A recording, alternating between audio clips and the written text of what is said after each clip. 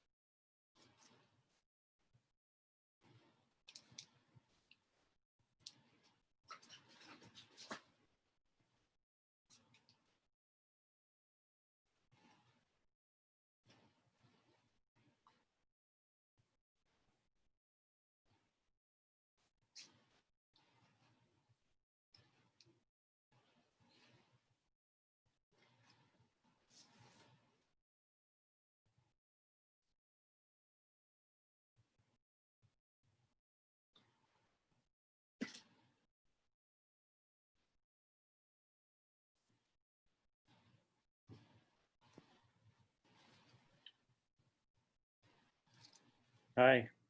Hi, how are you doing? Hi, Vanessa. Oh, sorry, my audio was off. Oh, hi, Ron. Hi. How are you doing today? I'm doing well. How about you? Doing well. Are you based in San Francisco or is that just a backdrop? It's just a backdrop. I am moving this weekend, and so currently behind me are a whole bunch of moving boxes. Oh, okay. So I figured everybody would much rather see the lovely Golden Gate Bridge. Where do you live? I'm currently based in Nashville. Oh, okay. That's a nice area. Yeah, and I'm moving to Tulsa, Oklahoma. Oh, okay. Very cool. So yeah. Now remind me where you are. I am in Indiana. Oh, what part? Fort Wayne. Okay. North. Yep. Okay. I have friends in the South Bend, Mishawaka area. Oh yeah. Yeah, that's that's about an hour and a half from where we are. I used to live in between the two cities, but Okay. yeah, it's a nice area. Weather gets a little crappy, but there's a lot of cool stuff there. Yeah. You get a little more snow and such there. Yeah, they do get a lot of snow, a lot of Lake Michigan snow.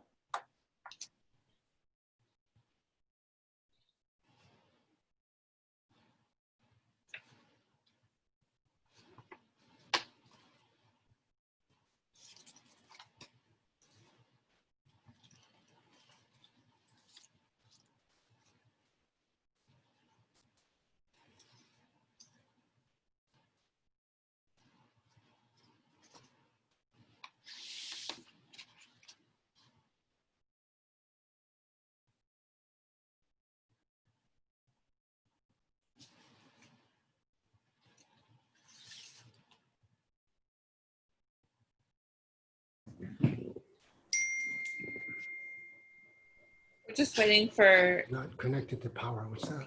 Master Moody and GM Smith to join us.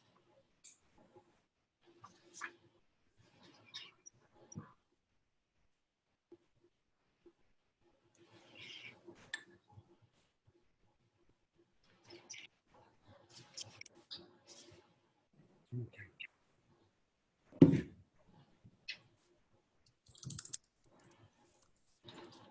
What's the date today? 13th.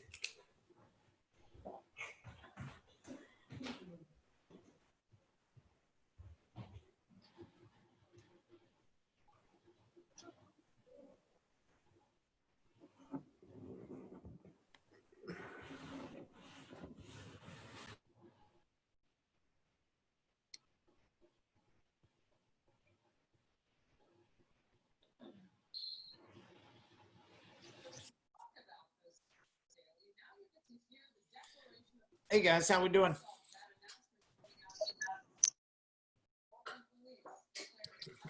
Good. Good, sir. Good to see you. How's everybody doing today?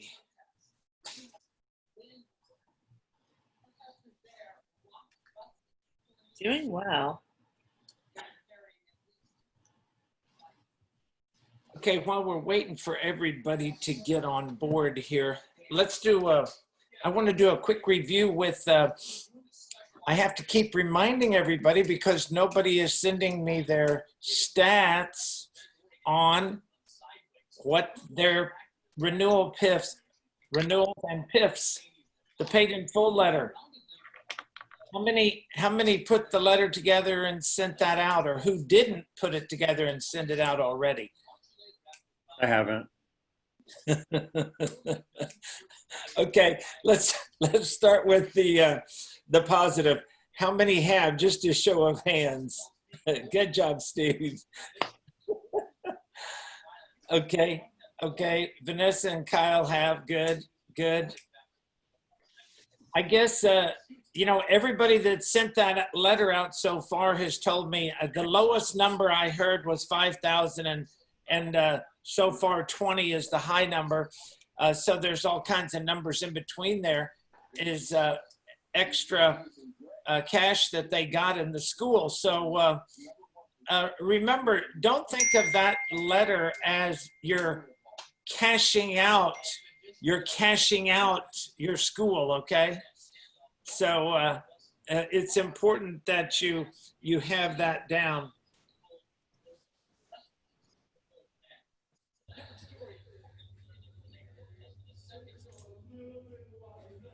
I'm just telling somebody, somebody was asking me a question about the paid in full thing, and they weren't on the quick start meeting because they're on the advanced meeting.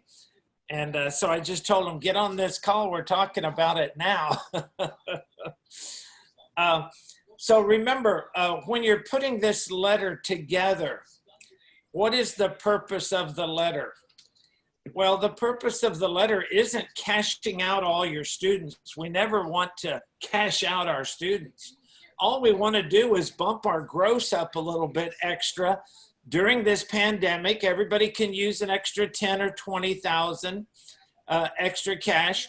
Anybody could use an extra 10 or 20,000? Just raise your hand for me. Let me see who needs the extra 10 or 20. Okay, I see Bruce doesn't need it. Okay. Greg already got a 15,000 one in, so I guess he doesn't need any more. He's got enough. So the idea though, guys, is I told you don't send this to all your students. I never want to do across the board with all my students are paid in full. I don't even want to mess with the basic students because we have bigger fish to fry with them. We have, when we go to them for some money, what we're looking for is their commitment to black belt and beyond. So when we go to them, what we want is the new program and the commitment to leadership. And Stephen, you just had one of your enrollments, or was that did you have a renewal or enrollment? Tell us about that. Well, we did both. We had 2 renewals and then 2 enrollments yesterday. Okay. But And how much was your 2 renewals? I'm sorry, it was 1 family, but so I'm calling it 2, but it was a $40,000. A $40,000 contract? Yes, sir. See, guys, that's not a bad contract, is it? Get an extra 40,000 on the books. And what was the monthly payment on that one, Steve? $550, sir. I So know it was a little low, but- 550 times 72, was it 72 months? Yes, sir. See, guys, don't play this. Don't miss the point here. If you want your gross of your school to be in what we call our $1 Million Club, and we've got several that are on the call that are in the $1 Million Club, you don't do that with just getting enrollments. You've got to learn how to break into the renewal process, and we've got to get our students committed to that 4 to 6 year program, either a 4-year or a 6-year, because now what happens, your renewal payments, just like Steve got that, now he has a $550 monthly payment coming in for the next 72 months. Well, he's still not at the high prices yet, even though for some of our new members, they might consider that high. You know, we have 3 price points. We have our low, medium, and high.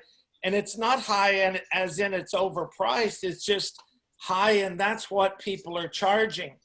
And you know, the basic tends to be the 197, 247 is medium, and then 297 is the high. And in January, Master Oliver moved into our new price point for 2020, and that was 347. And we had several that were already doing that on a basic. But the pandemic hit, and that kind of stalled out a lot of people, and they got cold feet on raising prices. But you should be on your basic program in that 197, 297, 247, or 297. That would be, and wherever you're comfortable. You know, Master Oliver will tell you to grow a pair and go for the 297. I tend to favor do what you feel you can sell. Because if you don't believe in what you're selling, it's not going to come across the way it should be. So find your price point. Are you our low price point? The way I get everybody moved up, if you're charging 197, don't say it's 197. The regular price is 247.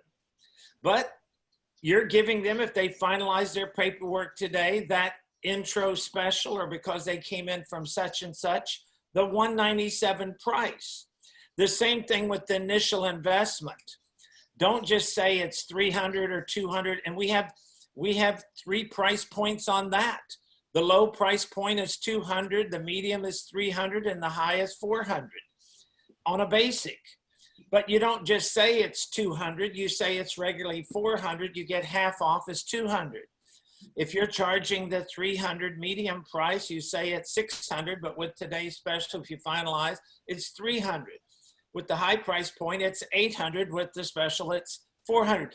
As you get used to saying those numbers, in a few months, you'll be able to move up to that next level because you've been saying 247 is the regular price for long enough that you'll feel comfortable saying that the regular price is 247 if they finalize their paperwork today, because the regular is 297. You see, so you slowly work your way up there until you got the right price point. But guys, if you take your total gross right now that you have, and I need to put a pie chart up, and then I'm going to draw my lines, and I'm going to say what part of that total gross is the pie, what part of that gross is coming from my enrollments, from my basic students. And then of your monthly gross, what portion of that is coming from renewals? And of course, that's down payments, monthly payments, anything that comes from anybody who's on a black belt or a leadership program. And if your school is not getting at least 60% of that total gross of your pie, then you're not maximizing the efficiency of your school. We've got to get enough people renewed. That's why we talk about, well, what percentage of our students should be renewed or should be on the leadership or black belt program. We say that it's 75% as the minimum. Some have 80, some have even had 85. I tell everybody, if you have 75, I'm not gonna complain. I'm gonna tell you, for some schools, they don't want more than 75 or they don't want more than 80 because that extra 20% or 25% that you might push into it are gonna be the ones that are gonna be a pain in the butt. Those are going to be the complainers that are complaining about everything. They're the ones that are not going to want to make their payments, or they're going to drop out or whatever. In other words, we want committed, good committed students that see the vision of our black belt program. And that's why from day one, your school has to resonate that you are a black belt school. They're not there to be in the basic program. No different than any university. You're not a freshman. You're not there to be a freshman. You're there to get a degree. We want to get that degree because we know that's the most beneficial thing that we can do going to college. It's not, I'm going to college to be a freshman. Now, I'm going to be a freshman to find out what I want to major in. If I want to get a degree, what do I want to get a degree in? So that's kind of what the basic program is about. It's about getting those visions of getting them qualified for that black belt training. I don't like it when the parents are coming to me telling me they want to be a black belt. We should already know we have created that atmosphere that they're waiting for us. They're going to ask us, how do we get qualified for black belt? That's what I want to hear. I don't want them to think, when you talk to them about qualifying for black belt, they say, well, I don't know if he really wants to be a black belt. Well, then you haven't pre-framed them the right way. The renewal is all about pre-framing. If you have people complaining about price or this or that, it happens then that you're not pre-framing it enough. So make sure your school has the look and the feel of that process. Master Smith, yeah, and I think that what Stephen did. Can you unmute for a second, Stephen? And I think there's probably a couple other people on the call that have raised their price. Let's talk about price point for a second on your basic program. And Rachel, let me borrow you for a second. Stephen, I'll pass on you for just a second there. And Rachel, Master Moody, before you get into that, I needed to answer the question on the paid in fulls. Let me just, we were halfway into that when you came on late. So now let me just finish that process on the paid in fulls. Okay. And then we can go on to the next topic. So guys, number one, do I have those letters sent out to text, to email? And I'm going to get a qualified list of about 20 people. And then from that qualified list, I'm going to send that. And then I'm going to follow up in a couple days. The best way to follow up is live, in person. So when they come to class, I'm going to approach them. What do I say to them when they come? Well, I'm going to approach them, and all I want to ask them, I'm going to first make some comment about their son or about some small talk just to greet them, so I'm not just approaching them about that one single paid in full. And then what I say, I said, did you get my my letter about our summer special savings rebate discount? See, I make it sound real big, right? Offer that we sent you, and they're going to either say yes or no. And if they say, oh yeah, I got that, and then I'm going to ask them, did you get a chance to look at it? And then they're going to answer yes or no. If they say no, then I'm going to hand them a copy, because I'm going to print up extra copies of it, and they'll say, well, here it is. I didn't want you to miss out on that opportunity to save up to, and I'm going to know what their savings is, because I already wrote out not only the ones that I mailed to them, but I wrote out an extra one there at the school to give them when they come in if need be. So now I say, I didn't want you to miss out on the opportunity to save up to, and it could be 2,000, 3,000, or whatever it is, and saying you could still make monthly payments. Then they look at it, and now all of a sudden they're interested. Well, then I'll bring them in the office and go over it.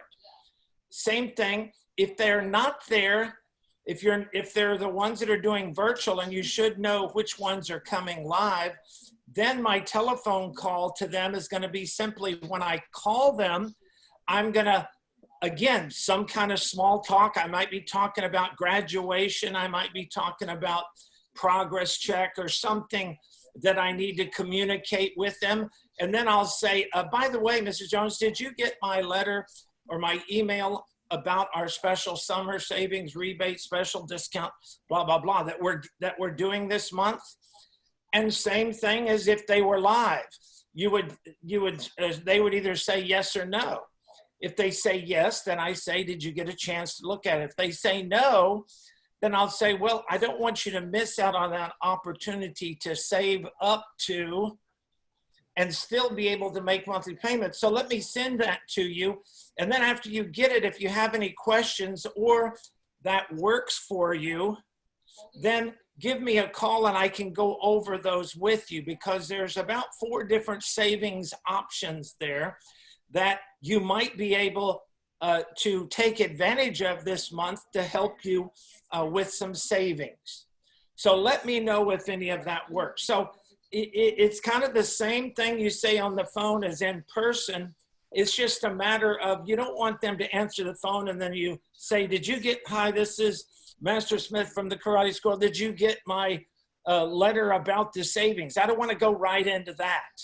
I've got to start it off with something about the student, about their testing, about their attendance, about their stripes, about any of that small process, a progress evaluation that I want to set up. And then I lead in, oh, by the way, see, use that tie-in line. Oh, by the way, did you get our special letter about our summer saving special discount, blah, blah, blah, that could save you up to, okay? So that's kind of the whole deal on that. So guys, don't miss the boat. Pick 20. Don't send it to everybody. And if you can only get 15, then send it to 15. I don't care, as long as they're qualified. What makes qualified is qualified is, number one, they have a big enough balance that it's going to make a difference in the process. Don't try to to pay off somebody that has 3 months left or 4 months left.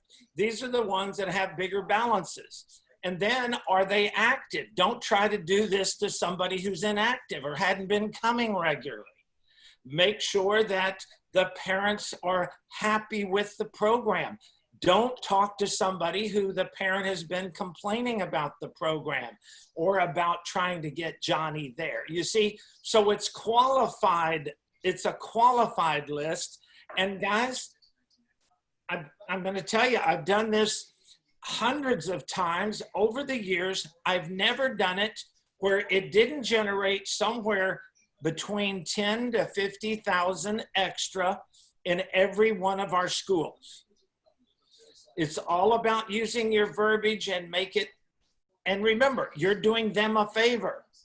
It's a favor because they're getting a savings.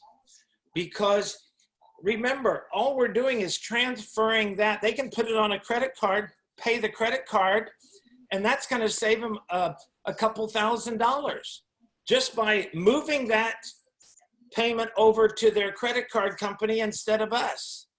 And remember what those percentages were. They're on the letter. If anybody still didn't get that letter or didn't see it, it is on our Facebook page. I just posted it probably a week ago. Okay, Master Moody, go ahead. Okay, does anybody have any questions about that? No? Okay. All right. Paul, did that answer all your questions? Okay. Again, everybody should be doing that. If you've got some hesitation because, well, I don't want to have anybody paying full because my billing will drop, stop, just do it. Your goal is, as Master Oliver said, to look at August and say, and there's plenty of time left in August, by the way, to do this, is make August make up for any shortfall you had in prior months. So we've heard a lot of people say, well, I've had a tough July or a tough June or tough May. Well, okay, August can make up for that. And Master Smith has given you a recipe for that. I wanted to talk a little bit about price point, because in this call, there's three major things that we want to accomplish. One is that you get enough members coming in, you get a flood of new members. Number two is that when the flood comes in of leads and targets, that you have a great conversion rate. You get 80% of them at least of the people that come in the door to enroll in your program of at least 12 months. And that the third thing is that price point is high enough that in the target range that Grandmaster Smith was talking about. And I think Stephen was talking about his price point a minute ago. So I wanted to ask the question, I think a lot of people are nervous about raising that price point. And Grandmaster Smith, I think, I agree, is right about, we want you to be, and our basic program is $297 a month. And some of you guys are up at that level. But some of you guys are way below that level. And you might be thinking, oh, gee, my people would never pay $297 a month. We want you to get that price point up, because for every dollar you raise your basic price point, it allows you to raise your leadership price point up higher. So I think everybody can obviously see the price being higher makes you more money without any extra work, but you may be nervous about that. Just to make you less nervous about it, I want to ask Rachel, where was your price point before, way before you started working with us the last time? You worked with us a couple times, but the very first, like way back time, which wasn't all that long ago, where was your price point? Cradle. I 150 a month was probably Even lower. 2 years ago was 150 a month. Okay, so let's just let that sink in a little bit. It was 150 a month, and now what is it? 250. Okay, so you've gone up $100. So we'd still like you to get up a little higher, but you went from 150 to 250. That's what is that? A 66% increase in price. You're making an extra $100 per member per month minimum, because your leadership program went up as well. In addition to that, you made a lot more money. You guys are doing about $100,000 a month because What did you do last month and the month before? Let me finish, if you don't mind, sir, on this thought. So that amount, but here's the thing that I want to ask her.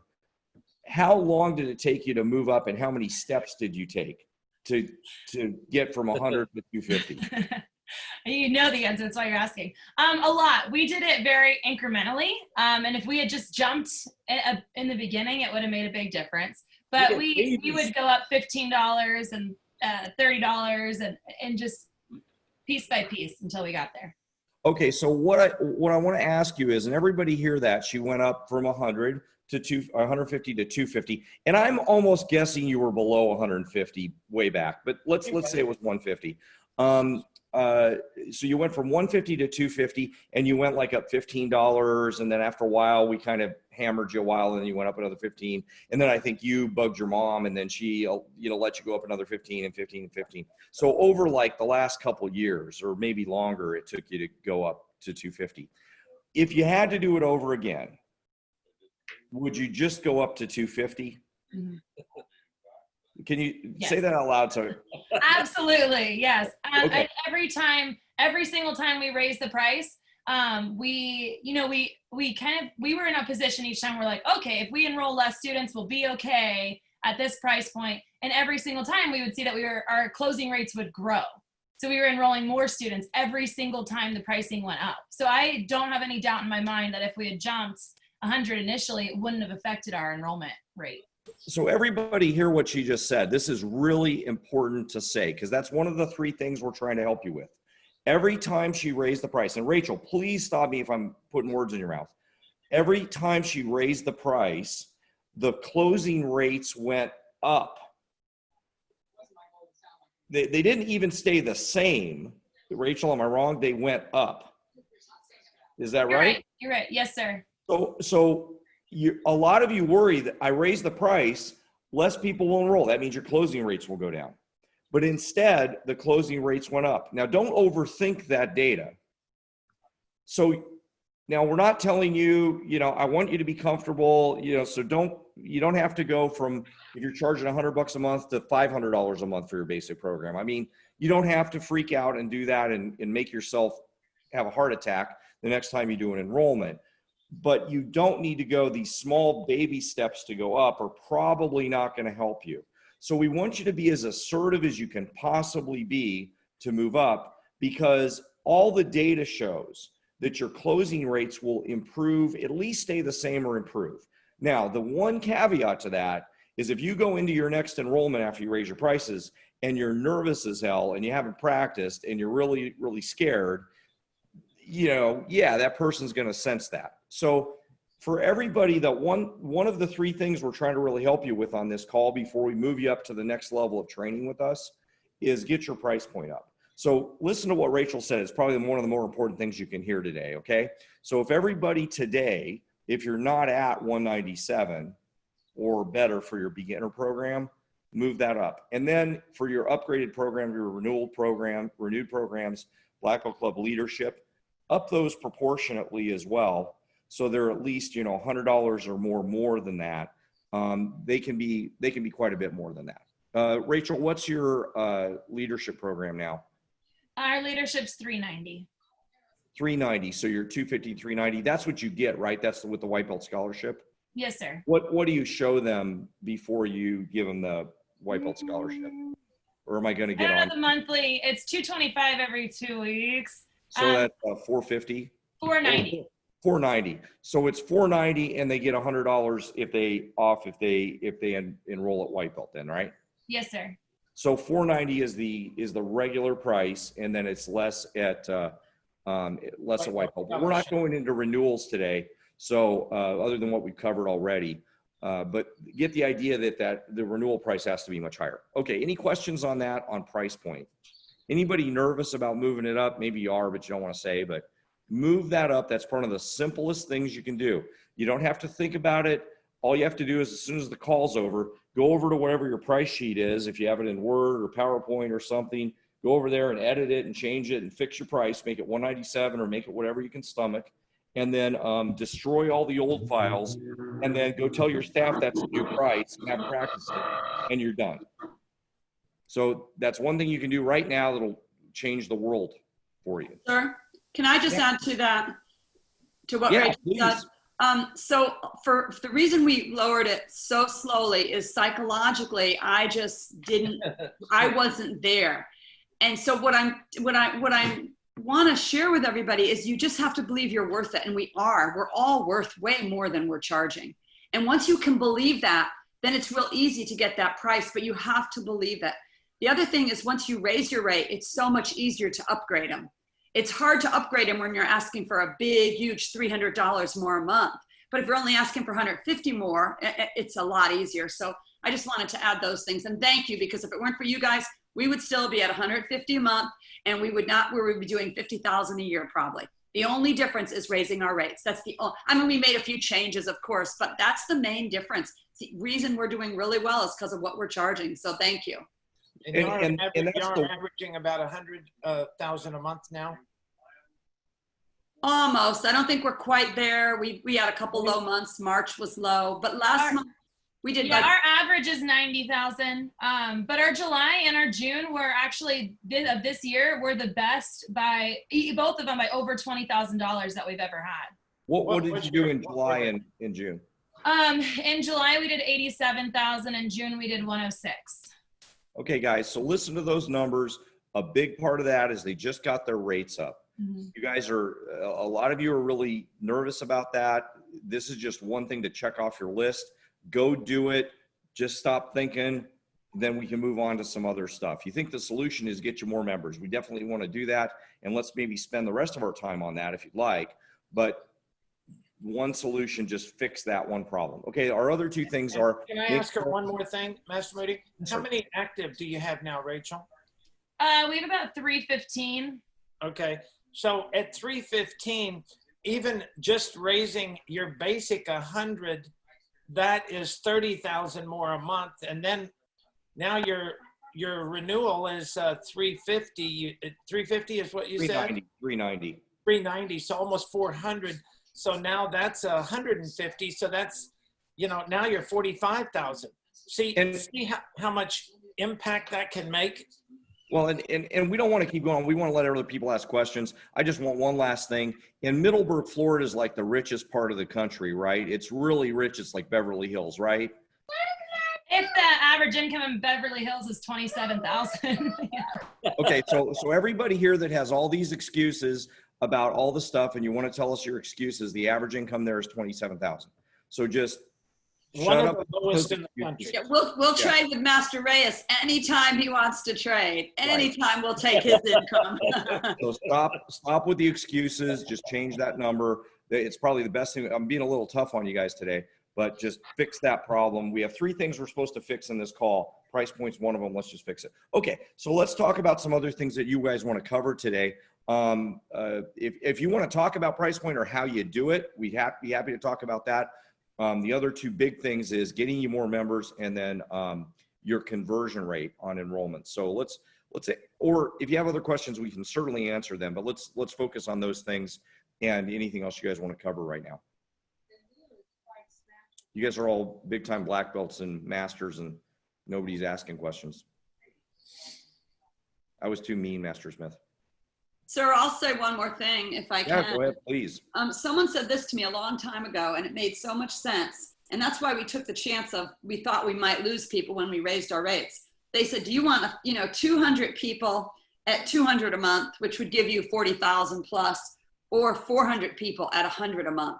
And when we couldn't get over 250 for the longest time, now we're at 3 and we're having trouble staying at 350 and keeping up. But the more people you get, the harder it is to give them the individual attention. So I'd rather have the goal is 300 people paying, 300 a month is kind of nice place to be. And you're not going crazy with it either. Well, and I think what you found and what our data shows is if you raise the price, it doesn't actually lower the number of people you get. No, it doesn't. Yeah. So that's the other thing. You guys, that question of would I rather have 200 people at 400 a month or 400 people at 200 a month, that model, that it really doesn't apply, because if you raise the price, it doesn't actually reduce how many people do it. So that volume question, like it would be for, let's say, I don't know, selling hamburgers. If you lower the price, you sell more hamburgers. It doesn't work that way. It's not it's not that type of economy for what we do. If you raise the price, it looks like it's more valuable, it looks like it's more important. So more people tend to want to do it, as long as you follow some of the other processes and keep your closing rate at 80%. So if you think about that, guys, please, let's ask some questions that are related to that, because I don't think everybody's meeting those numbers or not doing 100,000 like Jan and Rachel did last month. What kind of things can we do to help you get there and get things rolling for this month? Maybe a good thing to talk about, Master Moody, would be some more, like I called the schools and sent emails, and we did the FedEx packages today, which was all stuff from Master Oliver the other day. But what about some more ideas, talking to the back to school season and doing it under the alternate reality that most of us, I'm blessed. I'm not as alternate as some people on the call, but doing it under the different go back to school things and all that. Okay. Well, I call on Rachel and Jan get a little bit because they've had some success. We want to call on the other guys that have had some success too. Jan and Rachel, you guys got in some orientation classes in person and virtual, right? We are doing them. We have them scheduled. Our schools don't start until the 25th. So we have some like on the 24th and some on the 18th. But yeah, we are in some of the schools. And then the ones that wouldn't let us in, we're pretty good about, like, one's doing a virtual orientation. So we created a slide and they're going to use that in their presentation. And another one is having us share stuff on their Facebook page and stuff like that. So there are some other options. Yeah, guys, the biggest thing with schools, whether it's now or even before, is think about it as a numbers game. There's so many schools and you have to talk to them multiple times in multiple different ways. Last week, Master Oliver went through, so I kind of hesitate a little bit to go through the whole list again. I think it was last week, wasn't it, Master Smith, that we went through in really big detail and he's really the best one about schools, about steps to go through with working with schools. And so we've got that recorded. So I'm not sure I want to use all of our time up today going through kind of repeating that. But the biggest thing I would say is where we get discouraged with schools is we go talk to schools and we say, hey, we'd like to do something, this one thing. We have one thing we want to do with them. We want to do a after school enrichment program for them, like we kind of talked to you guys about how to do, where we do twice a week for 3 weeks with a graduation at our martial arts school. And they say no, or we can't get past the secretary, and we go, darn. Or they say something like the district doesn't allow us to work. Or in this case, they might say, well, we don't do anything in person because, you know, the pandemic. Oh, and then we go back and say, well, nobody's going to do anything. I can't do anything with the schools. Well, see, that's not how it, yeah, that's right. I mean, it was a real experience you had.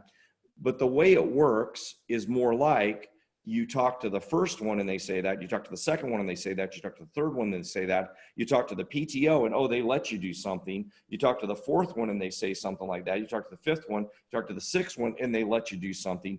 And you do that again through all the 20 schools. And then you go back to the first one and you talk to their principal again and you send them a package of information and you do.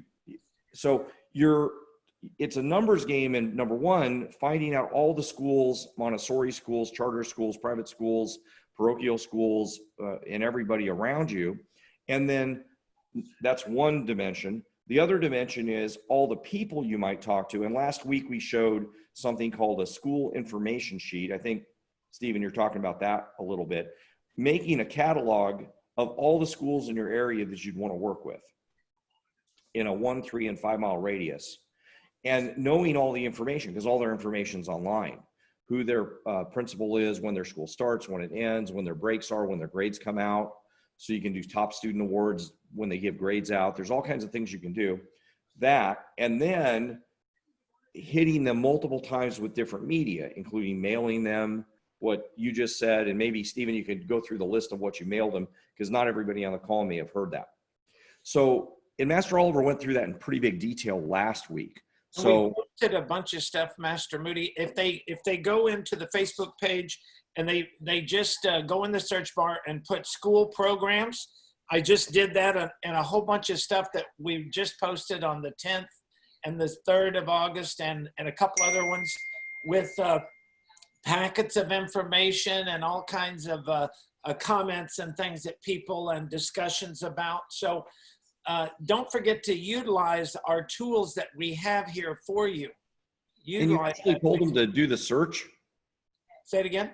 And you actually told them to use the search bar? Yes, that's because you wouldn't let me put it up again. Because you're not as nice as I am. I know, I mean, but the big thing, guys, is those tools that we're giving you absolutely work.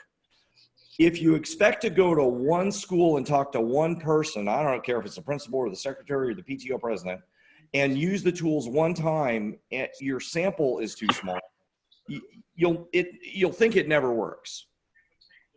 If you talk to 3 people, it'll probably be 3 no's. You might get lucky and there would be 3 yeses. But it's a numbers game of talking to enough people. The beauty of it, and when you hear Jan and Rachel talk, you might think, well, gee, they've got a really great, easy school district. My guess is their schools are just as hard to get into as yours, if not harder. You can hear all the stories that they said about going in the front door, the back door, the side door, going in, you know, when they get closed off on one way, they go another way. Right. And let me just check in with them. Rachel, would that be a true statement or not, that you had to go through lots and lots of iterations over the years to get the relationship you have with the schools?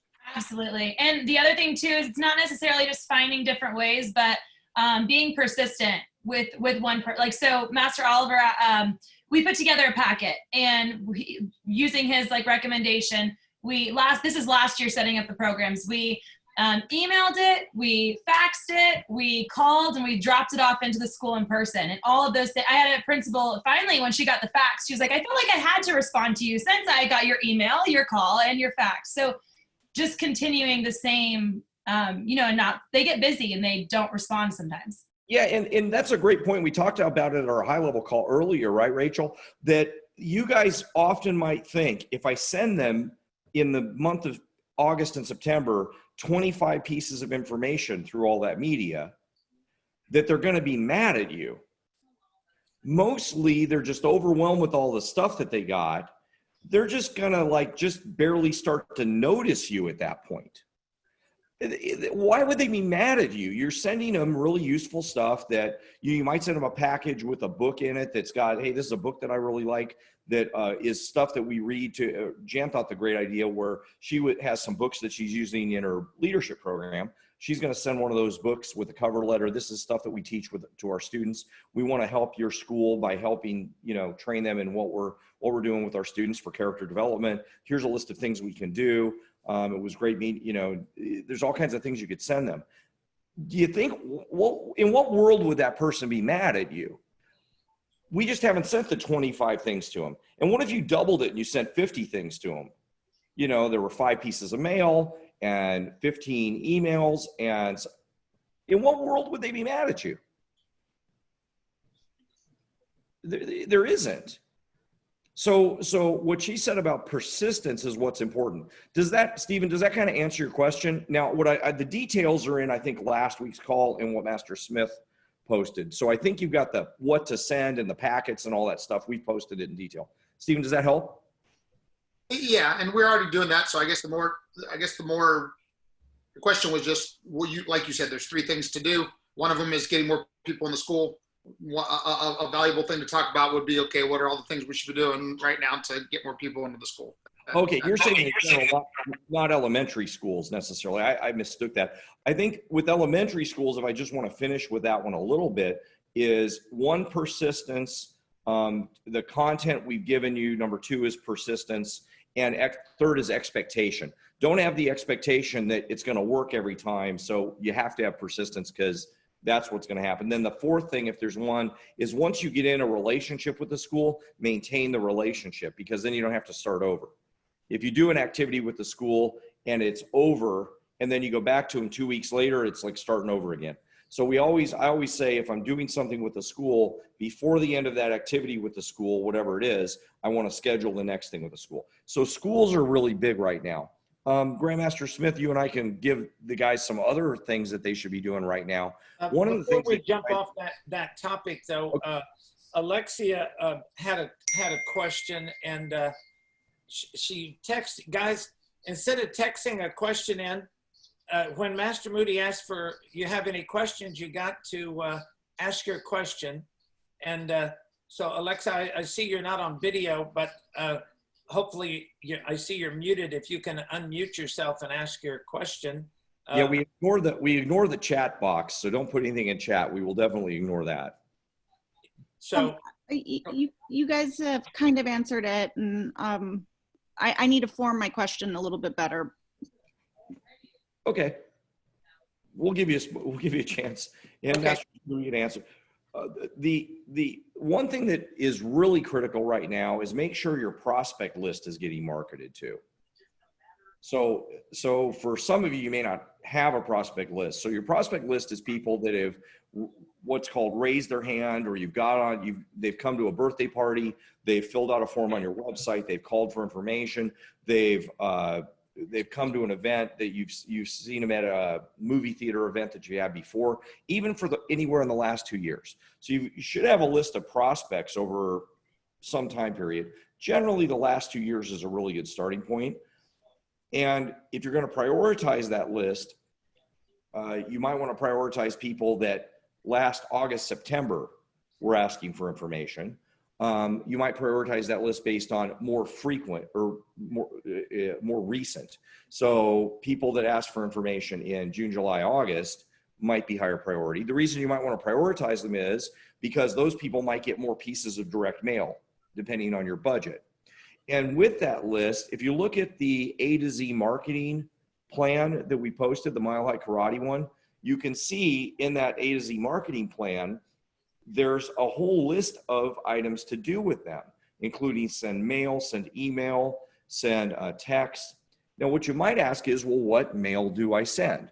Well, there's a whole bunch of pieces. Number one, in the member site, we've got postcards like galore. There's a million different pieces, and they've all been professionally designed and tested The only thing that's not on those pieces that you can add to them, that you should add to them, is some of your testimonials.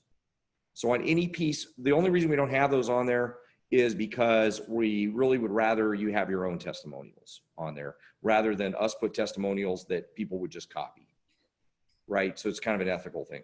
So take those pieces, throw your testimonials on there, better with We photos. like the names of the who gives the testimonial, and if you put a name that's your school, then that's going to give you a lot more credibility.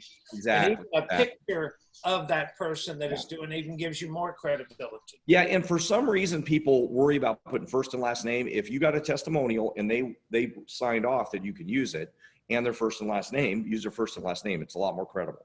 So, and their photo, as Grandmaster Smith says. So we've got postcards there. There's on the Facebook group, if you search sales letters, there's a series of 6 sales letters. I think I posted that one, where you can send sales letters.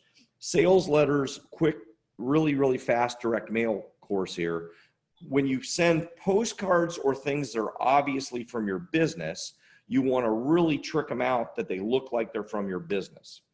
If you send letters, they tend to be more effective. I don't have a number 10 envelope sitting by my desk here, but you want to do those in a number 10 envelope, and we'll send a couple hundred a week, so like 800 a month or even more, depending on when we're doing it. In normal times, when it's August, September, we'll like quadruple that. And if you really want to get high response from these higher priority people, you hand address those. Now, I don't hand address them myself. You know, you get one of the parents or you get somebody, you hand them a list of 50 and the envelope and have them hand address it, and use a regular stamp, not a Pitney Bowes stamp, or don't have the post office stamp them for you, a live stamp, and like an Easter seal return address. So the purpose of this, I do actually have I don't have a number 10 envelope. Okay. So the reason you do this is it's called A-pile mail. So number 1 kind of mail you send people is obviously from your company. Number 2 kind of mail, and really the better mail, is it looks like it came from somebody's grandma. Like, people don't get mail like that anymore, right? That's handwritten address. 100% of people are going to open that mail. You get a letter that's handwritten, that's obviously handwritten, you know, not fake handwritten, addressed to you with a real stamp on it and like an Easter seal label or no return address on it. You're going to open that 100% of the time. Number 1 issue with direct mail is making people pay attention to it. In fact, the number 1 issue with email is making people pay attention to it. That will get open. So that's that's one of the pieces of your prospect list. But again, on the, and then as far as email goes, everybody can look. I think we've got a lot of email examples. Some of you guys subscribe to my email from my website. You've got a lot of email examples you can use and get some content from. As far as texting goes, the texts are usually, if you're using Call Loop, your text is something like, hey, I just sent you a great email on gaining discipline for the school year. Check out our email, and the link, you can put a trackable link with Call Loop. We've recommended Call Loop for most of you. And do your videos that we talked about. You know, you have your intro video where you're showing them how you're doing the training in your school and following the CDC, and how you do it as part of that same video, how you can do it online and how you do it outdoors, and how you're sending a recording of the training so they see all the 4 facets of training that they can do or participate in your school is very important. Yeah, and I would recommend, when you send that, you can send that by email. Your text won't have enough room for that. The link that they click on in your email to see that, you don't want to embed video in an email, because that will up the size of the email and you're going to get spammed for that. So you never want to embed video in an email, even though some of the email software will let you do that. You want to put a link into it with a graphic that looks like the video. And then, I know if you've got a GoToKarate site, a lot of you guys do. If you don't, I'd recommend you have one. But if you don't, if you have a blog on your website, you want to put that video he's talking about on your blog or your podcast, so that when they click on it, it takes them to the website to see that video, not YouTube. Because on your website, it's going to have your offer. It's going to have all the information about you. So you never want to drive people to a different platform. Your goal is to drive people, if you're doing online marketing, to your platform that gets them to enroll, right? Does that make sense? And it has opt-in options. So Yeah. you don't want something that's a dead end that they're looking at that's a dead end. In other words, there's no way to respond or, well, what do I do next? You know, on what Master Moody's saying, you just click and then it goes to right where they can even make an appointment. Yeah, or call you by clicking and pushing a button. So you automatically know a website's not designed right, or the person doesn't know marketing if Facebook is on the top of it. If Facebook is on the top of it, now it depends on certain types of website designs, that's not true. But on our kind of karate school, for a karate school, what we don't want is that we actually don't want them to go from our website to Facebook or our website to YouTube or to Twitter. We want to bury that at the bottom because we still want it indexed. But that's a little bit off topic. The point being that if you're posting videos, you want those in the platform that you want them to go to. Does that make sense, everybody? So for the video that Grandmaster Smith's saying, it's saying, hey, this is what we do and we're totally safe and these are the options and you get to see a great promotional video. This doesn't need to be, don't go, and Grandmaster Reyes, you're probably the best one at doing an amazing video. But if you need to get this thing out like tomorrow, you get your iPhone and you do the video. You don't need to spend $5,000 doing the video. It's okay to do a regular video about regular people talking about all the things that you're doing and all the safety things, maybe splice it together and then get the video. And then if you make a better one later, you can post it on your blog, and then that can be part of your email campaign. So we've got multiple media things. We've got mail, we've got email, we got text, we've got voice broadcast, which you can do with Call Loop, and we've got, and then post it on your blog page. Jeff Jones, you're really good at blogging. You've been doing really good with your page. I haven't looked at it lately. You had been blogging really good. Make sure you're using that. And if you haven't got added a podcast page for everybody, podcasts are rated even higher than blogs. That's another media. I was going to add something else to that. So you take advantage of all that. The other one that I see underused, so if you're not, here's one big marketing rule. During the prime time, so whatever your classes start, maybe they start at 4, maybe start at 3:30 to 7:30. If you're the person that's supposed to be doing sales, ideally, would you all agree that you should be full of appointments, right? So like Vanessa, you and Kyle, who's supposed to do the sales during the day? You're muted. Okay. Usually me, sir. Okay, so you're supposed to be doing sales during the day. What happens if you only have 2 appointments? What do you do? Usually if we only have 2 appointments, I'm making task calls for the rest of the day and trying to get more appointments in for the rest of the week. Okay, so you answered right. It wasn't, I didn't mean it to be a trick question. So the idea is during prime time, here's what the biggest error, and for this group here on this call, or for your staff, for those of you who are higher level members with us that are on the call, during prime time, if it's 4 o'clock to 7:30, that somebody's should be doing appointments that whole time. If you're not doing appointments, what she said is right. You're doing something to make appointments. The biggest mistake I see instructors make is they have 2 appointments, and then in the other time, if they're not doing appointments, well, they go help on the floor, or they go, take care of some paperwork, or they go maybe eat some lunch or dinner or whatever time that is, or they go do something else. But imagine the day you're booked. What our goal here is to get you flooded with appointments, right? So act like you're flooded. And if you have any missing slots, your job is to turn into flooded.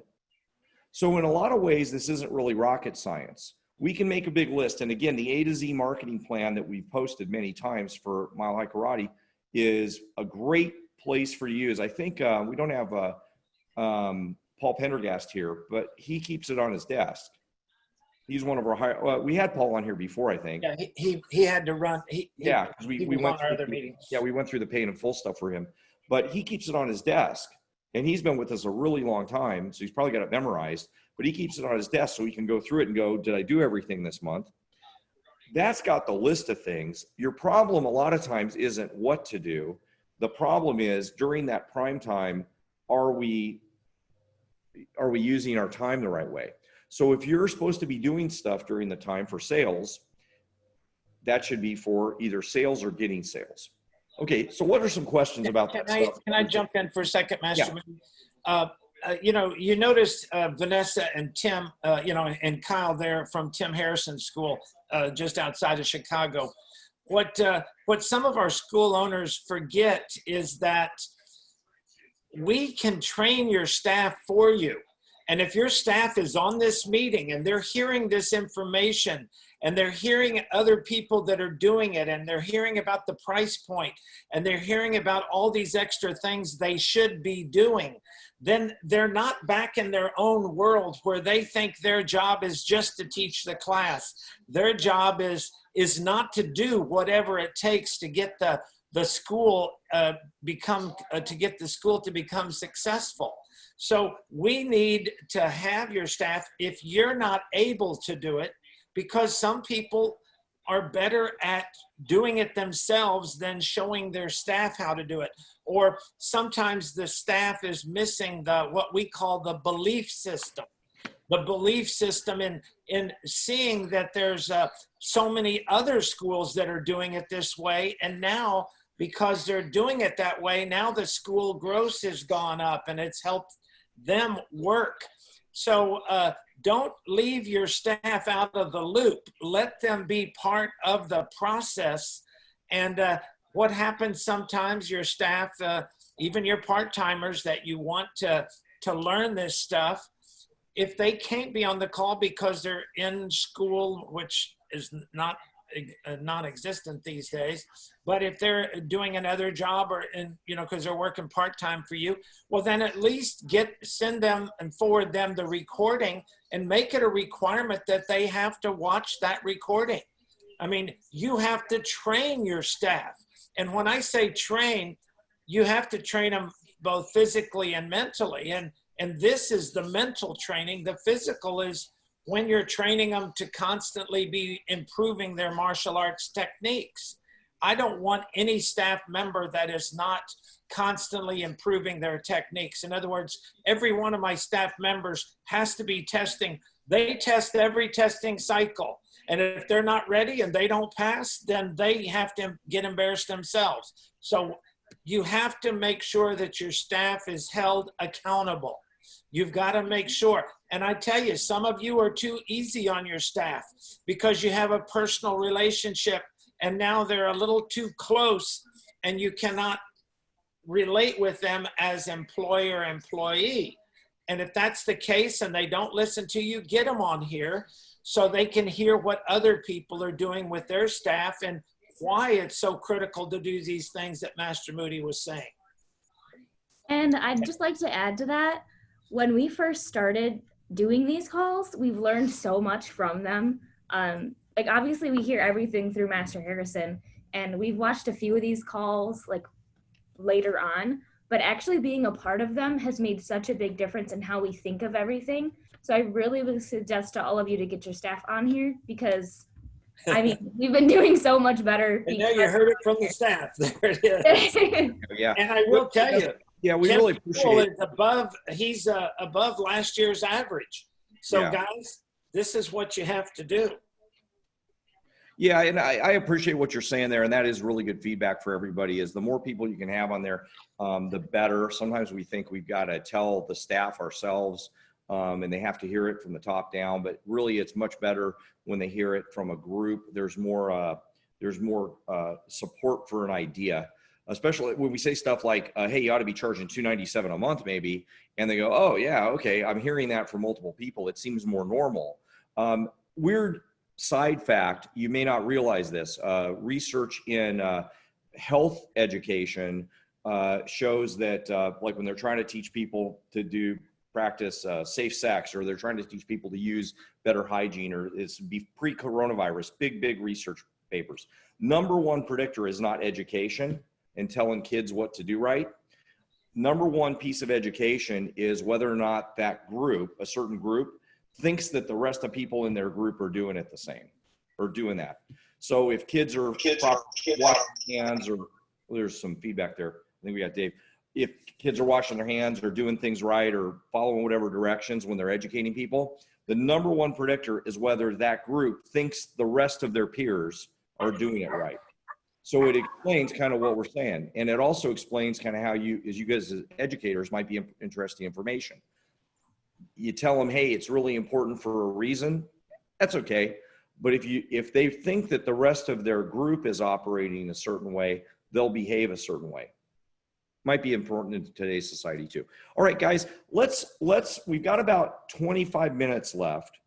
I went through a whole bunch of stuff. I'm sorry if I talked too long and straight on that and didn't let you guys interject. You've got a lot of things that you can do for marketing, and we've got a lot of things on the list. And Stephen, you were asking about what more you could do in your school. I'm wondering what other people are doing or what you're stuck on. Maybe it would be helpful for us to talk about what you guys are stuck on. And then certainly we can add some more things. I wanted to make sure your prospect marketing, meaning your list of prospects, and you're hitting all of them very hard. Oh, the last thing I wanted to say, I apologize. Last thing I want to say on that. The one brute force thing, let me give you one thing you can get members with right away. You ready for this? One brute force thing. You got your prospect list, right? The one thing that a lot of people aren't doing, just call everybody. Just like you call it, not voice broadcast, not email, not letters, not this, just call everybody. So our staff has a checklist. That's one of the checklists they have is what to do when there's nothing to do. So if somebody ever says to one of our manager, I don't have anything to do, or if they're ever sitting down and not doing things, we just hand them the what to do when there's nothing to do checklist. The top thing on the list is call prospects. And our average numbers are just about, if you call about 100 people, you'll get an appointment. Roughly 100 people, you get an appointment. Well, how long does it take to call 100 people? Most people don't answer their phone. You're leaving messages. It takes about maybe an hour, hour and a half to call about 100 people. And at the end of that, you'll have some people said, leave me alone, don't call me again. Some people will say they call me back in 2 months. Some people will say, okay, I'll do an appointment. So if you don't have appointments, if you don't have enough people, rule number one is during prime time, your job is to set appointments because you have time. You by definition have time because you just said you don't have enough appointments. Number two, you can just call people. So that's part of your prospect plan. And if you don't have stuff to do, that's one thing to do. Okay. What other things are you guys kind of stuck on? Does that help, Steve? Master Moody, since you covered a lot of those. Can I ask you, we got thumbs up. Okay. Sorry, go ahead, sir. Can we, sir, before you go on, can we ask everybody if there's something specific they're stuck on so we get some feedback from everybody first? Or everybody's got it. That was perfect. All right. I did so good. You did too good. Okay. I have a quick question. Go ahead, Paul. So I posted this up on the Facebook page the other day. I've had 3 enrollments in the last week from people from other karate programs. Basically, kind of like you guys have been pointing out, not many programs are really handling this world very well. And a lot of the people who are in martial arts are sick of schools that don't handle it well. And I had 3 enrollments from that, and I have 2 more coming in, inquiries and intros. I'm just kind of wondering a little bit on, is there a marketing opportunity there? You know, like how do you, it seems kind of unethical to be like, hey, does your karate school suck? We don't. Can I answer that for you, Paul? Yes, sir. Because I know exactly, I've been in that boat before. And the one thing you don't ever want to do is don't market directly to other people's schools. That's very unethical. And, don't create something that's not there. You know what I mean?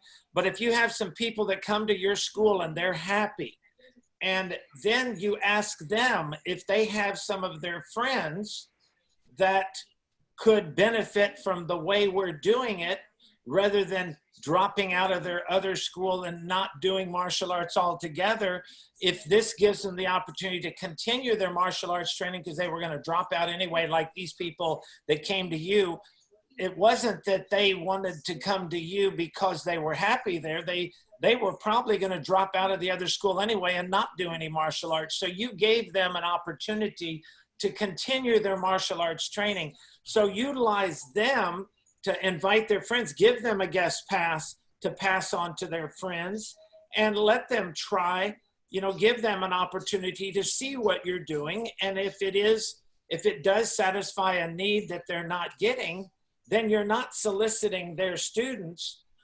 You're giving those students that are going to drop out anyway an opportunity to continue their martial arts training. Does that make sense? Yes, sir. They did all make comments on, they were most impressed by just our general videos and how we're handling this. Perfect. And they were not impressed in how their existing schools were handling it. Either didn't trust them or they simply weren't doing anything. So I suppose just the fact that we have a professional front out there. And then I like that. I'll mention each one of them. You know, hey, if you have any other unsatisfied friends, bring them in for And free. you know, have them send the video. You know, say, here, send this to your friends. That's why I wanted everybody to do that video. You know, and again, we were originally using it for when somebody made an appointment to send them that video so they saw, and that would put their mind at ease about coming in and seeing that there is other options. So if somebody says, I don't want to come in, but I can do it virtual, I can do it outdoors, I can do it on a recording, etc. I would have a little bit, I'm gonna have a little bit differing opinion about that in terms of karate students from other schools. My rule is, I completely agree with Grandmaster Smith. We don't market to other karate schools.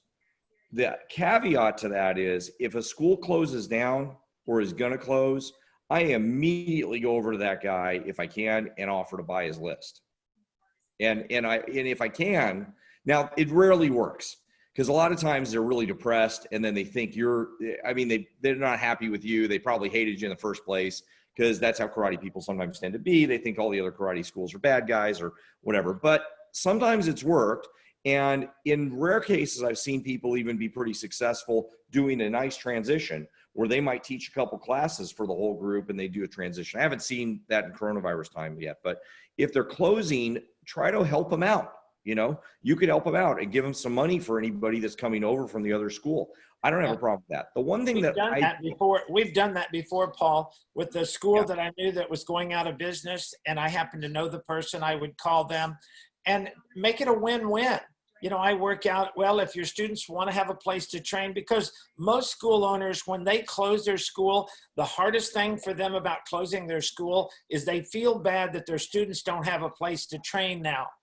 You know, you would think they're more worried about their own financial, you know, downfall, but most of them are, because they're martial artists first, they're worried about their students not being able to train in martial arts anymore. So now you satisfy that opportunity, plus you give them some, you know, so much per student that signs up with you, and now they have a way to get a little extra income, plus keep their students happy. They make the recommendation to their students. Guys, I'm excited. We send a letter with that person's name on it. Yeah. You know, we put a letter together where they were recommending to continue their training with us, and they give us a recommendation. So it becomes a win-win. Yeah, it's absolutely great. And if you do it right, it's super positive, and they're going, you know, we're moving on, and we're moving on in a positive way. I bought quite a few of my schools, and, you know, usually sometimes it's because they want to quit, you know, they just want to leave, and they always want to write I'm really sorry, like a darkened letter. And I always make them write a really positive letter. We're moving on to amazing things in our life. And we're so happy that Greg Moody's taken over, and he's an amazing instructor. He's the best guy in the whole world. That's how you write it, right? They could hate me. I don't really care, but that's how the letter gets written. The other thing, though, that I do differently, this is just my personal view. If anybody ever comes to me from any active martial arts school, doesn't matter what style or anything else, and they say they don't like their instructor and they want to move to me, I 100% of the time send them back to their instructor and call the guy. If they come back to me again and they can't resolve it, regardless of what the conversation was with the instructor, I will accept them as a student. But I will always send them back to the instructor. That's just my rule. That doesn't mean it has to be your rule. I'm not judging you for, you know, enrolling them. That's fine if you want to. That's just me. I don't encourage anybody to ever bring their people. the only exception ever made to that, the guy across the street got arrested for child molestation. He closed down. So it was kind of, I wasn't going to go by his list, by the way. I didn't want anything to do with him. So, you know, weird side note, 2 seconds. He advertised, he was a Korean gentleman, and he advertised Taekwondo. And for some, thank goodness, the ad in the marketing, he's right across the street. And the news articles were all 100% said Taekwondo. They never mentioned martial arts or karate, thank goodness. So we never got any kickback or anything on that at all, because luckily that was the only time in the history of the universe the martial arts word Taekwondo was the primary thing in the article. So luckily nobody thought it was us at all. And this guy got in big trouble. But anyway, that's another story. But that one I wouldn't touch. But we got some students from there, of course. They just kind of came over to us. But we always would send them back to the other instructor. And that's just my rule. What I've found is a lot of times when we get people from other instructors, and the coronavirus thing is a little different, Paul. So maybe this is, you know, I think what you're doing is probably fine. When I've gotten people from other instructors, most of the time it's the student. It's not the instructor. You know, they're mad because the guy didn't pass them on their last belt and whatever. It's not the instructor, it's the student. So in my worldview, instructors are higher value than students. Anyway. Does that answer that for Yes, you? sir. And Okay. it's like you said, unusual, because they're coming in basically saying the programs are about close. Like, I'm sick of them not doing anything. Oh, Right. well, I Yeah. can't argue with you on that. It sounds like your instructor is actually partially closed. I mean, and you guys are offering actual classes, and they're sending out a couple videos a week. Yeah. Okay. Look, I think, Yeah. and you know, I don't think what you're doing is bad. I probably, you know, I would keep an eye out. Really, the best opportunity in all this is what Grandmaster Smith said just a second ago, is look for people that are closing and see if you can go save them and help them. You might have a conversation with one of these guys and tell them, why aren't you doing virtual classes? And the guy goes, what do you mean? And then they might stay open. Maybe you saved them. Maybe you saved their life. That's okay. You know, look, you're never going to hurt the world by saving another karate school and they stay open. Open karate schools do not hurt our business. Nobody's taking business from us. You know, it's T-ball that takes business from us, not karate schools. Okay, did that answer that Yeah. for you, Paul? Okay, if I could just finish then my statement there that I was Sure, trying yes, to sir. get Of across course. there, Master Moody. You Yes, know, sir. what we're trying to do with everybody during this coronavirus time and new members, it's all the same goal. We need to add 100 new students to your school over the next 90 to 120 days. Well, if you're going to do that, there's a few things that you have to do first. And one is you got to stop the bleeding. And you stop the bleeding by making sure that you get your retention systems up to speed, because even if you got people coming in, if you haven't solved the dropout problem, then they're going to be coming in the front door and out the back door as fast as they come in, and you're not going to grow 100 new students in that period of time we're looking for. So you've got to stop the bleeding. You've got to control your retention is the utmost number one. And then you've got to beef up your marketing. And that's what Master Moody was talking about on the Quick Start meeting. On our Quick Start member site, we have 3 videos. So, you know, I don't know, 3 or 4, maybe even 5 hours of marketing that you can do. And in the grassroots marketing, remember there's 3 areas you're working in. You have the low cost, higher, you know, it's either going to cost money or it's going to cost labor. So you got to decide what you want to invest more of, or whether you want to do it 50-50. But we have our internal marketing that we have to do. We have our external marketing that we have to do. And then we have our internet marketing and direct mail kind of marketing that we need to do. So if you go through those videos, and some of you have been with us for a while and maybe haven't seen those videos for a while, and I tell everybody to go back and watch those videos with a different mindset. Take a legal pad, draw a line across the top and a line down the middle. And on the left side, you're going to write things that I know how to do that I want to do. And on the right-hand side, you're going to write things that I don't know how to do, but I want to learn how to do. And then when I get those lists going, I don't wait till I learn how to do those things on the right-hand side. I initiate all those things that I listed on the left-hand side. And those go from anything from, bandit signs to rack cards to direct mail, any of those kind of things. Those, talk about buddy days, birthday parties, all those internal things that you can do too. But write your list down and then make sure you have 10 to 20 of those things going on every month. That Parthenon of marketing is what gets those numbers moving. Make sure you utilize your warm list. You got all these leads that you collected their information, and maybe they made an appointment and didn't come in. Maybe they took a first and didn't come back for the second. Maybe they even finished the intro and didn't sign up. Maybe they were a dropout and a former student. That warm list, you've got to be hitting really hard right now. And getting those people right now, you have an opportunity to get those people back engaged if they know what you're doing during this pandemic. A lot of people probably think, wow, I wanted to do martial arts, but I don't think I can do it now because they're not holding classes because of the pandemic. So it's important to make sure that you let these people know that it's even more important for them to come back right now. But put your list together. Watch that video carefully. Make your notes. Stop it while you're writing. Then continue again. So, look at it as a student that is trying to learn from it rather than just like you're watching a movie and you're watching it to entertain yourself. That was my short version of your long version. That was your short version of my long. Okay. I don't know which one was longer. We'll time it. No, everything that you were doing before this, mine just lasted a couple minutes. Okay, guys. Good. So where are you guys stuck? We got about 10 minutes left. Any places you're stuck or feeling like you're stuck in moving forward here? So I have a few questions. So for the fall, we want to have our fall schedule all set up.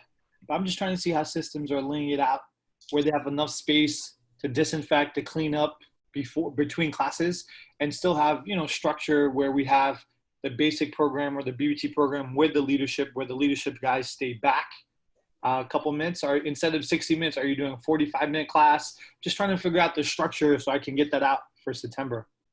Well, you may have, it may be okay to, not have a 60-minute class, have a little shorter class. That may be one way you can adjust your schedule. Do you have a requirement in your state that you disinfect in between each class, or are you just trying to do that for making sure you have social distancing set up properly? We were just trying to go above and beyond because we have parents. Okay. We have we have the class streaming. We just wanted to make sure everyone felt comfortable. Sure. If there was a state requirement, some states have a requirement where, and for anybody on the call, if you have this, that you have to exit everybody actually clean the floor in between. And so you've got to kind of have a crew working that.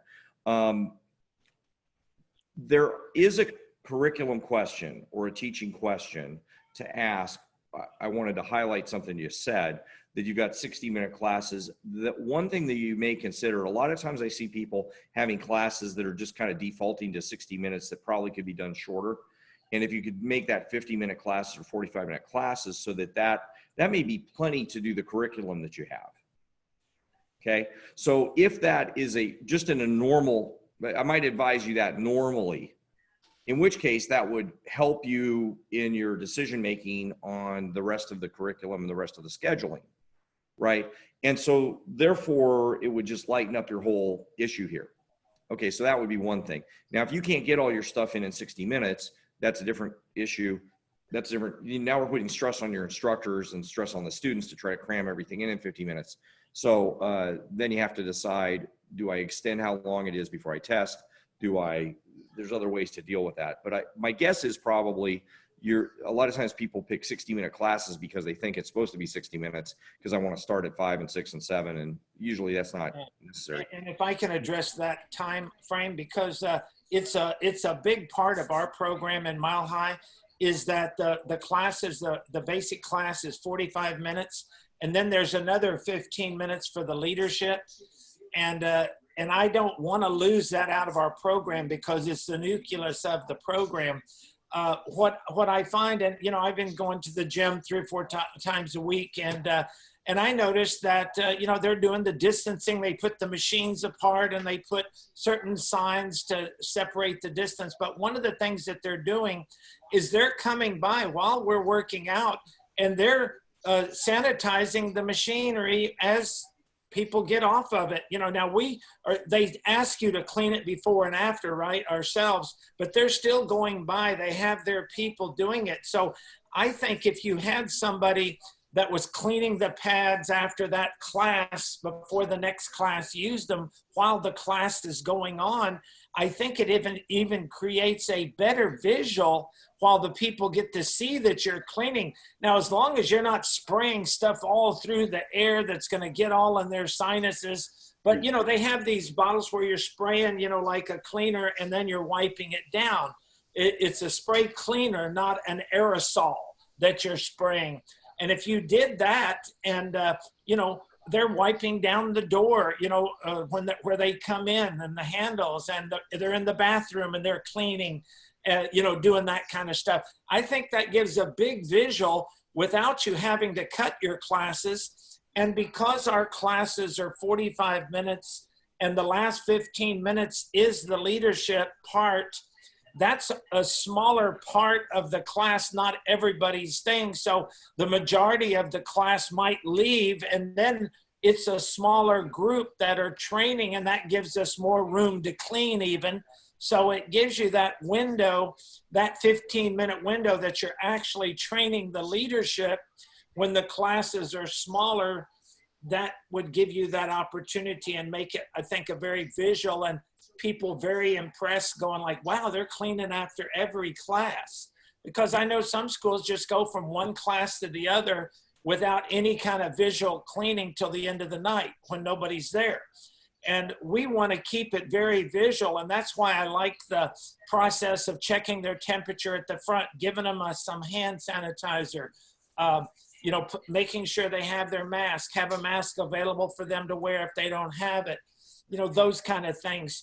That's what's going to make people feel comfortable and keep them coming back. Because for me, I was really nervous about going to the gym because, you know, they say that that's one of the places, one of the, you know, the worst ratings on catching it. It was the high, up at the highest, you know, the most caution you have to be.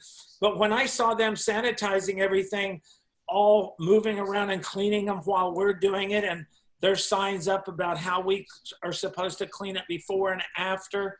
Well, and they have hand sanitizer everywhere. So I'm constantly sanitizing. I'm spraying my machines down before I use them and then afterwards. But I mean, it gives you that visual that I feel now a lot more comfortable going. And I think our students will feel that same. Does that help, MJ? No, it does. So that was one question. Definitely helped a lot. And I'll adjust based on the feedback I got from you guys. The second one is, I just want to know the system. If someone says, hey, I want to go on hold, what's the best system? I know there's so many different ways, but what do you guys recommend if someone says, hey, I need to put my membership on hold for the month of August, just so I have a system to go over with staff and we're on the same page with that? I can answer that, Master Moody, because what you have to educate them. I always tell you, you know, it has to do with dropouts, right? I always tell everybody it's prevention versus cure. It's easier to prevent the dropout than cure it. Have you educated these parents? And do you have a system that will handle everybody? Do you have a system that they can come in live that can be cleaned and looking safe? Do you have an outdoor class? Do you have a virtual class?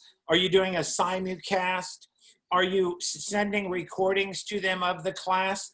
And then are we emphasizing to everybody how important during this pandemic that kids need to be active, that it's beneficial, and it's really mandatory for their physical and mental training to keep them, you know, and I don't want to say sane as versus insane, but what they're saying is that kids are getting anxiety from being cooped up so long and not being able to be active as they usually are. So we have to get that across to the parents that this is the most important time in this child's life, that he needs to be active, that he's going to be at home a lot. Let's make sure he's doing things at home that are productive. And that's why we have our whole character Strite development system. So they're earning the praise of the parents. And we tell those parents, make sure that we develop a support team for your son. And that support team, we have to surround him with support. At home, you're going to support him and praise him when he's doing those character things, those worksheets, when you fill them out. We're going to praise him every class for the ones who turn in their sheets. So then they've got this support system. It's very natural for kids to lose interest or not want to do something if they don't have the support team around them. So the support team becomes parents, becomes instructors, becomes teachers at school, becomes their peers. In your class, when you're handing out stripes or and you're praising them, we always have the students all clap for them. I notice how much it means to a student when they're walking back to their space in the class and the other kids are high-fiving, and now they're doing the air high five, right? Or they're doing a fist bump or an elbow bump, congratulating them for getting those kind of awards and that praise, because a child needs that constant parent support, peer support, teacher support. And so now the kids are surrounded with this support system that helps them become successful in life. Behind every successful kid is a support team. Very few kids have become successful without people around them who are supporting them to help them reach those success levels. Does that make sense, MJ? No, definitely. Yes, sir. I wonder if you're asking the question, MJ, what to do, what the script is when somebody comes up to you and says, if you've done all that, right? And somebody says, yeah, but I want to put my membership on hold. Like you'll say, they're getting zoomed out. I'm just yeah. So there's two issues here. Yeah. One is the whole Zoom. I don't like Zoom, whatever. Okay. So whenever you get that kind of stuff, kind of along with what Grandmaster Smith is saying, what you've always got to do is have a conversation and go back to the beginning, which is, well, you brought your kid in so that they could learn discipline and confidence, right? And then have a conversation for a couple minutes about what the value was that they wanted for their kid. Okay, great. Well, that's what we're working on. So let's make sure we make it to the next class. And see, the deal is, if I'm having a conversation with you that I don't like the method of delivery of the classes. By the way, this would be the same conversation if they said, hey, the class is really big, or I don't like Mr. Jones teaching the class. I like you teaching the class, or I don't like this teaching. I don't like, so anything about the method of delivery or whatever, we would always want to refer back to what they really wanted. Do you really want this for their kid? That's really important for you, right? Great. Well, this is how they're going to get that, by coming to class. And any kid is going to have times where whatever. So that whole thing or whatever, for that reason, for something about the class is going on, you do that. Now the solution is that, and then maybe you do a private lesson with them to get the kid ready to be motivated or something. It's the same when we hear people say that about, oh, I'm zoomed out, or I don't like Zoom class, or I don't like whatever. Well, did you want your kid to be disciplined or not? Did you want your kid to have self-esteem or not? Did you want this for your kid or not? That's the conversation to have, because if that's what they want and they're always going to say yes, then the cost is, they've got to do the class. They've got to show up. And it's exactly the same as if they didn't like the class size, or they didn't like the class time, or they didn't like Mr. Jones teaching class because they wanted MJ to teach class, or they didn't. You see that? It's exactly the same thing. The second thing, if they wanted to hold because they wanted to do something else during that time, that might be the other question that somebody would get. See, we don't ever do the word and Master Smith is going to say it a little differently to me.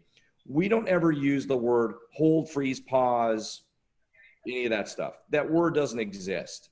So you could say it to me, but I'm never going to say that back. We never ever hold, freeze, pause. That just doesn't exist. We don't ever do that ever. The first day somebody enrolls, they do a policies and procedures sheet, which is on the Facebook group. You can look at policies and procedures. And on that, it says, if you ever miss any classes, less than 2 weeks, you take extra classes to make up for it so that you don't miss graduation and you're on track for your next belt. If it's more than 2 weeks, we'll add that time on to the end of your membership. And they initial that on day one. It also says doesn't interfere with your monthly payments. That's on day one. 100% of the time, 20,000 students, we've never had anybody ever object to that. If anybody says, oh, I want to freeze, hold, pause, you know, whatever. Oh, well, I understand. Let's talk about what's going on. We'll do everything Grandmaster Smith just said. All that stuff. If you end at the end of all that stuff, and for some reason the guy's mad or whatever, no, we just want to freeze, whatever. Well, here's how it works. Any time that you don't use, we add to the end of your program. So if you're going to be gone, an example of this might be in Arizona, they might be gone for the summer because they're out of town. Now we've got virtual training so they could still do it. But in the past, we didn't have that. So they're out of town for the summer. They're not going to do classes. We just add that time to the end of your program. Their payments don't stop because they agreed to that on day one. So MJ, does that handle all the permutations of that? Yes, definitely. Okay. So I recommend, in my worldview, never to use the word freeze, pause, hold, or anything. Because if you use those words in other contexts, like the health club, a freeze does mean they don't pay. Right. So I don't want to use that word because it means in other worlds they don't pay. And we don't ever do that. So they always keep paying. Okay. So even if it's a 72-month course or 12-month course, wouldn't make any difference. Doesn't matter if it's a 100 million year course. Add it on to the end of the program. Yeah, you just add it on to the end of the membership. You're only going to pay their 12 payments, and then they'll get all any of their time that they might have missed. Right, and you might have a little bit, not to go on this, but is Grandmaster Smith will probably add this on. But if you, let's say they're in their basic program and they missed a month, and then you wanted to renew them somewhere in there, you just give them credit for that and you'd roll it into their extra month for their renewal. So you just work it in. Or at the end of the end of their renewal. Yeah. And at the end of their 72 months, let's say they're, a second degree black belt already, they're 72 months in. We just work that out, their extra free time at the end. We're absolutely happy to give them their free time at the end of their deal. Yeah. Yeah, exactly. So no problem. We'll absolutely. And you know what? As long as you did that on day one, I have very rarely had any of my guys have to show them the sheet they initialed. Occasionally we've reminded them verbally. Yeah, we mentioned that on day one, that if you have any time that you missed, we just add that on to the end of your program. You never lose any time that you paid for. Yeah, no problem. Thousands of students, never a problem. And I live in Arizona, guys. So in the summer, we get a lot of people leaving for the summer. Yeah, I mean, so nobody has, like, my town's different. I mean, mine's going to be worse than yours. So, it's always that way. It's never a problem. We've got a lot of Indian families too. And a lot of times they go away for like a long time to India for a while. So, whenever you've got your permutations, it's never different. So hopefully that answered was that good, MJ? Okay, perfect. Well, we're out of time. I'm trying to be good at ending on time. Don't forget about the Facebook page and, go in there and do your searches and, get your stuff. If you can't find it, then post the new question and we'll get it answered for you. Yeah. Thanks a lot, everybody. We posted some stuff. If you wanted me to look at, I know Master Oliver is going to have Tracy Thomas on next month, talk about go-to karate websites and stuff. I posted something if you want me to review your website, if you're not using them. I know Bruce is going to be starting with them. So I posted something in the Facebook group. If you look up like a week ago or so, I did that. And I think that's it, unless anybody has anything else. If you do, let's wrap up the call so we're on time. Post it in the Facebook group so we can answer it for you. And we'll see you next week. Okay, thanks, guys. Thanks, guys. Thanks, Grandmaster Smith. Thank you, guys. Thanks.